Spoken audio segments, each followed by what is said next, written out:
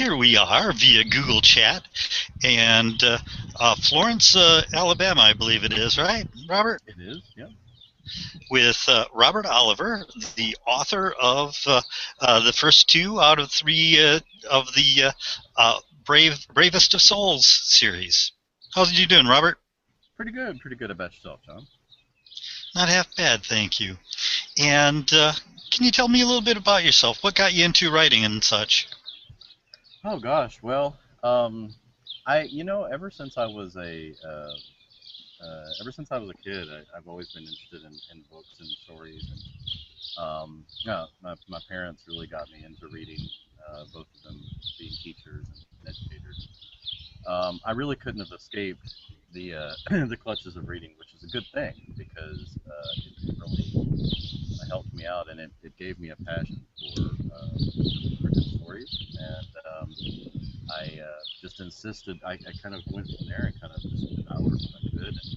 And somewhere along the way, I think it was through the introduction of video games. Actually, I got into role playing type things, fantasy, sci-fi, and in that, I wanted to write my own story. And it took it really from early teenage years on, and that's kind of how I got started. But So, video games kind of helped you on the lines of fantasy? I think they did. I mean, I probably would have gotten there anyway, but it was sort of a jump start. It was Uh huh. it got me into the field for sure.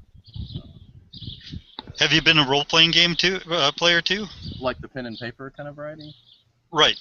No, I never have had the opportunity to do that. Really? I haven't. Well, I mean, I guess I've had the opportunity. I just didn't. I was very visual with it, I guess, and I mean, and that's kind of funny being visual about it, but yet in writing books. But yeah, I never got into the role to the pen and paper. I don't know how I managed to skip that. Well, I have a suspicion you would be a great game master with your having read the first two of you the trilogy. Oh yeah, well, that would be fun, but I like being the character too, though. I mean, I kind of like exploring and seeing what's going to happen as a character. Understandable. So Yeah, playing the characters is fun too. yeah. So tell us a bit about Bravest of Souls. How did you come up with this? Well, first tell us a little bit about it, and then how you came up with it. Well, the Bravest of Souls is a book series. It's going to be a 3 book series. There's 2 books out now. The Bravest of Souls and then Rebirth, second title, the second book in it. And the series kind of came from um, the well, actually, I Can you didn't move the intend on mic a little closer to your Oh, mouth? yeah, sorry. Yeah, I didn't intend on the series to be I didn't intend on it to be a series. I just finished the first book, and then at the end of the first book, I realized that I had more to tell, and so it kind of became a series from there. But basically, the series is about it focuses primarily on a young woman named Niv, Nibliana. They call her Niv for short, and she basically discovers that she has powers that she didn't know that she had. They were repressed at a very early age um, by her. Uh, well, I can tell you actually, they were just repressed at an early age.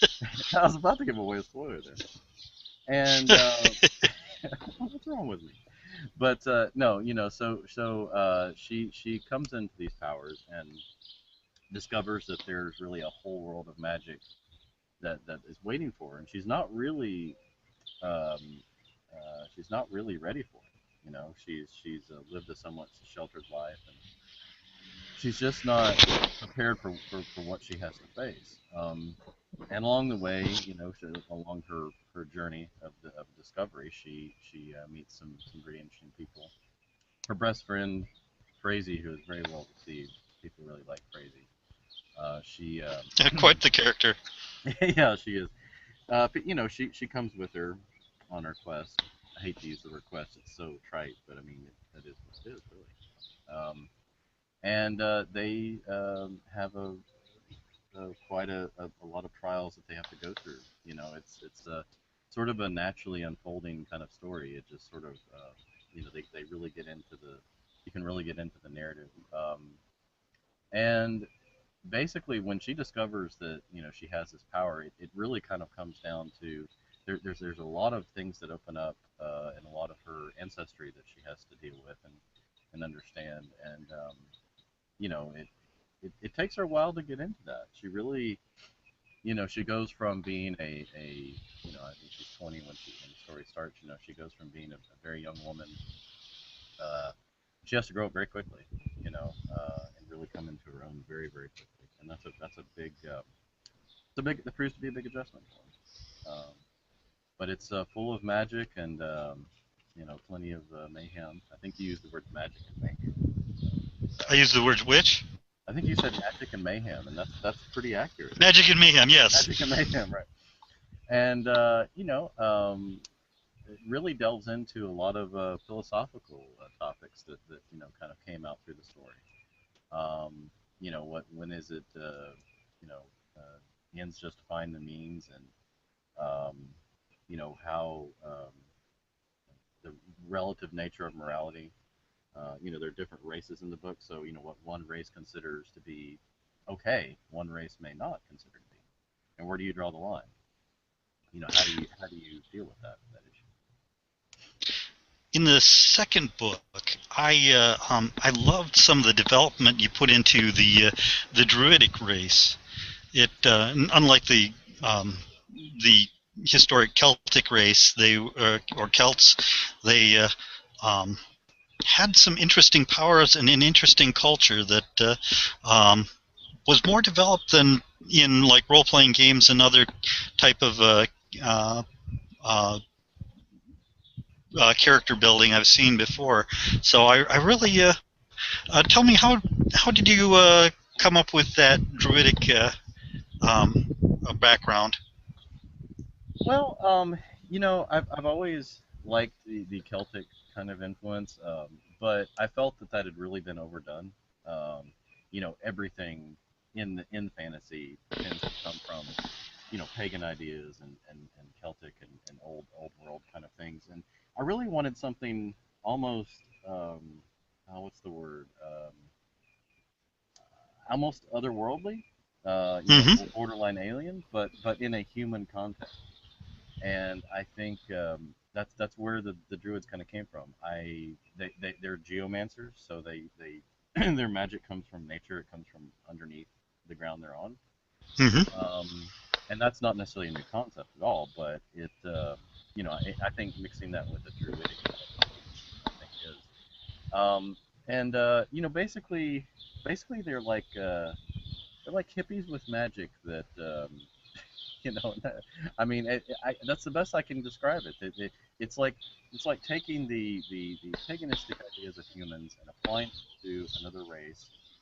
Um, their shape shifting ability is pretty amazing too. And again, that's not necessarily unique to druids. I don't think that my definition. I mean, I'm glad you think my definition of druids is unique. I never thought it to be. I kind of mixed some ideas from different ideas of what druids are. So anybody that out there is a modern day druid, they would not find any relation to what these are druids, not modern day druids. But yeah, I think I really had fun developing them, and that in the Proctor race, Mm-hmm. had a lot of fun developing the Proctor race as well. But the Druids, we in the second book, we really get to go inside the world of the Druids, and that was a lot of fun. I enjoyed discovering the world myself. Yeah, the animalistic nature of it, the development of the Niv character in relation to her druidic side was really fascinating. Mm-hmm. I enjoyed the her learning the process of embracing her animal side. Become the animal. Yep. Exactly. Yeah, that's the theme. Yeah. That was really neat. And I don't really want to give anything away, but the animal transformation that's involved is really neat. I really had a lot of fun writing that, and had some great inspiration from that, which I can't really disclose because to do so would give it away. Right. For those who haven't read the second book, but yeah, I mean it's really neat. I really enjoyed And I'm glad you found it. I've got that from other feedback from other readers too, that they really enjoyed the Druids. So where do you plan to go from there? Well, the first book, was sort of a typical, okay, well, not typical, but we had this quest that basically this issue they had to address, and this urgent world issue that they had to deal with. And the second book, Right. really, they're kind of dealing with the aftermath of that. Right. It's the world really got screwed, for no other way to put it. It really was a big issue. Really Right. tore apart a lot of alliances, and putting them back together was very difficult. And I think the second book really gave me an opportunity to explore not only the rest of the world that I created, but gave me an opportunity to learn more about some of these races. Um, we explore the Proctors in the first and second book too, and I'll be honest, the Proctors is something they're kind of I like them. I like the Druids too, but the Proctors I think are Hmm. really unique, and the Proctors got we're kind of exploring them in the third book a lot more, but in the second book stuff opens that up, and you really get a lot of to see. Everything between the people in the first book is kind of, it was my first book. They're kind of there's conflict, but in between the actual party members, for lack of a better word, you know, there's not a lot of conflict. I mean, they get along pretty well, with the Right. exception of some notable. In the second book, the group is really torn apart. They all have to go their separate ways to learn. Um, I think they learn through it that they're stronger together, but some of them have to find that out the hard way. Uh, I wish I could go into that more, but again, if people haven't read the second book, it's I think, and in the second book too, as you said, it's a much darker tone. It's a much more, um, if you read the first book and thought, oh, this is nice, but it's very kind of sort of this nice fantasy world. I really throw a lot of that out, and I really throw that idea. Um, You into throw some out. wrenches into I the do. fantasy world. Yes. It is. It is a very. The second book denotes the real. They kind of grow up in the second book. They Hmm. realize, oh, what did I do this stupid thing for? What, oh, and they realize that their actions have real life consequences. Right. I think I answered your question. I hope I did. Either that, or I just rambled about the two books. Good There's enough. so much to cover. They're just two nearly 500-page books. I mean, it's a lot of material. Right. So where do you plan on going beyond the third novel? What do you have in mind for future? Well, I already have the title of the third novel. It's going to be called Faith, and Uh huh. I don't want that to confuse people. It's not a religious book, just because Hmm. it's called that, it's not. I do explore religion a little bit in this series. In the third book, there is a conflict brewing in the third book, and the conflict is basically, magic versus. I mean, the time period of this world is right at the Industrial Revolution is about to happen. So we're getting to the point where humans don't necessarily need magic as much to deal with the things that they have dealt with. Modern us, we kind of went through that too, if you think about it. We went from superstition to science. Except in this world, magic is real. Magic really, it really does work. So they're Right. trying to reconcile. In the first two books, Aiden, his mother, they were blacksmiths and makers and stuff like that. They were kind of at the vanguard. And we have this new continent that comes into play, and people, they really are very scientifically oriented, and they don't like the magic. You know, um, Hmm. they consider it as superstitious nonsense, and they believe technology is better. So the third book, the trilogy, will kind of culminate in this battle between science or technology, for want of a better word, and faith, religion, magic. And it kind of comes into a battle, and I think I don't want people to get the wrong idea that this is something where I'm going to bash either either of them. This is not a it's not a contest. I frame it as a versus, but really the idea of it is that this world is actively involved in magic, and they can't separate that, you know. But they also live in an older time, and so it's only natural that they're going to make discoveries. How do they integrate that? How do they integrate technology with their religion, for lack of a better word? And that's going to be the focus of, or you know, a primary focus of the third book. So that's basically what we're in. I'm about a third of the way through it. So you know, and I'm enjoying it. I love writing because I love to see what happens. I don't know what that may sound weird, but you know, I'm writing and I get to see like, oh, what's Niv gonna do next? You know, Hmm.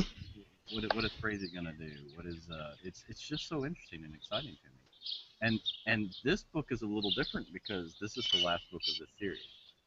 So Hmm. I want to make sure I can address everything I want to. I don't want a whole bunch of loose ends. I don't want you know, but in planning it out, I kind of realized I can't tie all this up in a unique bow.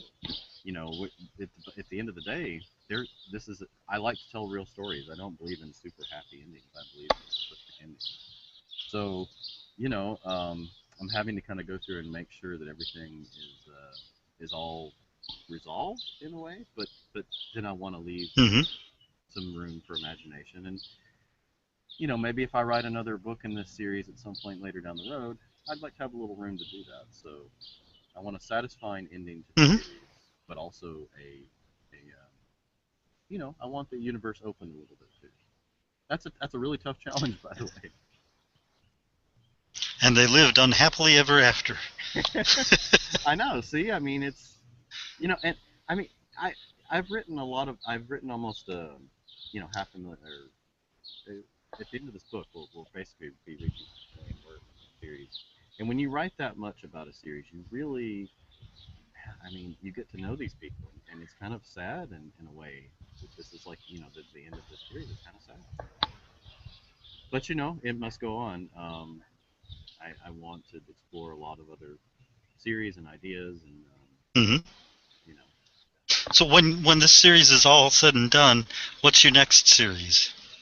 oh, I'm packing it in after that. That's no, no, that's it. I don't believe that. No, I don't believe that either. That's who told you that? That's nonsense. You did. Um, that's why it's nonsense. No, I think no. Actually, I want to start. I'm going to stay in fantasy. I think, or at least you know, um, I like telling the type of story that appeals to me is something that either cannot or does not usually happen in the real world. You know, I mean, there's plenty of stories out there that happen in the real world.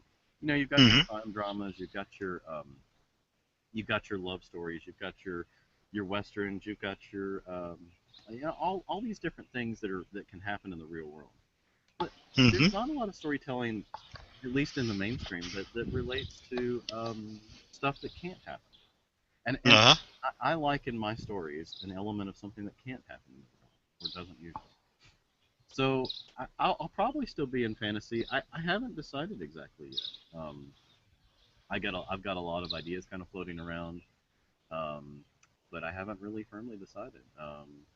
So you know, I don't know exactly, but I can tell you this: I do like writing series. Um, I don't Hmm. believe in writing long series, though. I think the reason I want to cut this short at 3 series or 3 books and not go on and on and on, you know. And don't get me wrong, it's a wonderful series, you know, the Wheel of Time, the Good Kind. Rift Wars, Yeah, yeah. So many Tolkien. wonderful. Oh yeah, so many wonderful good series, but I feel that if Hmm. you keep on writing in a particular series, it becomes a crutch because I noticed that writing the second book, I didn't have to boot the universe up; it was already there for me. Third book was even better because you know, other than describing the new continent they went to and the new things they did, um, I don't have to reinvent the universe. And Hmm. you know, so I think that's kind of a crutch. I want to be challenged like that. I want to continuously rebuild to make an universe. So you know, Interesting. I'm not slighting long series at all. I think they're wonderful. I love the character development you can do in such things like that. But but I don't want to constrain myself with that either. Very cool. So, but it's going to be sad. There are some scenes in the second book. I was writing them and I teared up. It was sad. I was like, wow, this is awful, awful, terrible. Um, That's pretty cool when you make yourself cry. I know I felt kind of silly about it, but then I thought, well, maybe that means I'm doing my job. So that's Or maybe it's just a good sign. It sounds like a good sign to me, Robert. I'd like to think so. I mean, you really get involved in these people, and I think some of these characters, I've gotten a lot of feedback from readers that some of these characters they can really relate to and get involved in. So when they go through something traumatic or whatever, it's emotional. Very cool. Well, I tell you what, I like to give my interviewees the opportunity to tell something weird and wonderful about themselves or their project or something along the lines of an interesting anecdote. Do you have anything you'd like to share? Gosh, and you told me you'd be asked, and I know I did. Well, I kind of put it in the back of my brain as maybe that I could kind of think of it, and I don't have anything. Gosh, weird. You focus on weird things, but I don't really think that what you do is weird. I mean, you're expressing the best when you do these interviews. You are covering. I don't mean my interview. I mean, I've seen some amazing interviews you've done with some amazing, talented people, and these people. Thank you. I mean, you wonderful, and you're showing humanity not at its weirdest, but at its best, at its creative best, and so I don't necessarily think that that you focus on weird, but for me, I just wanted to tell you that you do a good job. Well, thank you. But for me, I guess the kind of the weird thing about this series is that I do want people to know I don't sit and storyboard all this out and plan it all out, and I literally started writing and just to find out how it ended, and that may be kind very of cool. I mean, probably some people that have with creative writing degrees would probably think it's a phenomenally bad idea. But it's worked for me, and so that's kind of weird, I guess, because it shouldn't have worked. It should have just turned into this disordered, jumbled mess, and somehow it didn't. It really flows. Because I've got an editor and a lot of good beta readers that really put it together. Marcia, I mean, gosh, I read a chapter to her, and then she says, what are you thinking? And no, I'll read a chapter to her, and saying it out loud makes it easier to digest. So, and then she says, "What are you thinking?" Then she's like, "What? Hey, I have." What in the world, Rob? Actually, you know what? The key to writing, and maybe even the key to life, is not taking yourself so seriously. If you are so in love with your work that you're not afraid to throw away a chapter, I've thrown away 3, 4, 5 chapters just chunking, thrown away. If you are so in love with yourself that you can't do that, then not yourself, but your own work. I mean, creative arts are a practice. You have to practice them. They are not a science. So John, I just want to take up my weird space by saying to people out there, I meet so many people who say, I wanted to write a book. I always wanted to write a book. Write a book. Do it. It's a wonderful experience. Just start. Just start doing it. Don't worry about your universe. It'll come out. As you tell your story, your universe will unfold. You can plan and plan and plan and then never do it. And that's what I really think that, man, everybody should write a novel. It is an amazing experience. You learn a lot about yourself, and you learn a lot about the world. And I think very cool. Please do it. Please write a book. And Robert, where can you get a hold of your books? You can actually, you can go to thebravestofsouls.com. You can go to um, Amazon. You can search The Bravest of Souls. You can search Robert W. Oliver II. Um, you can you can actually order them in bookstores too. If you go to your local bookstore and ask for the titles, that they can order them for you if they don't have them. But we actually have gotten word that some bookstores have the book, which is awesome. That is so cool to hear that. But yeah, so one of those three methods. On thebravestofsouls.com, you can read sample chapter, and so that's the bravest of souls. And, Do you have any autograph copies through your website? yes, yes. If you want to order an autographed copy, we have a Kindle version and a print version. I like to hold a book, and I think a lot of people are like that. They want to have a physical You like to what? I like to hold a physical book in my hand when I'm reading. Right. It's I also like harder to sign a Kindle version. it. Is. I love my Kindle, but the printed versions are great. So yes, you can order a signed copy. I have those available, or you can just order a printed copy from either Amazon or. Mm-hmm. And if you have a copy, anybody local, if they have a copy, I always be glad to sign it for them. There's actually a lot of this is a very good area here in the Shoals for authors, and I hope I'm doing some local promotion too. Haven't really done a lot of it. But yeah. I had trouble hearing that last part. Oh, I just said I'm going to be doing some local promotion here too soon when the third book is out, and if anybody in the local area they can get a signed copy, just contact me on the website. But yeah, certainly I get people from. I had this one lady from Maine want a signed copy, and that was just such a neat thing. She had an illness or something, and she was going through some tough times, and she read the book, and she said it gave her some comfort and entertainment, and I was like, wow, that was so touching to get that. That was Very cool. very neat. Very cool. So if you want a copy of the autograph, you have to get the paper version through thebravestofsouls.com.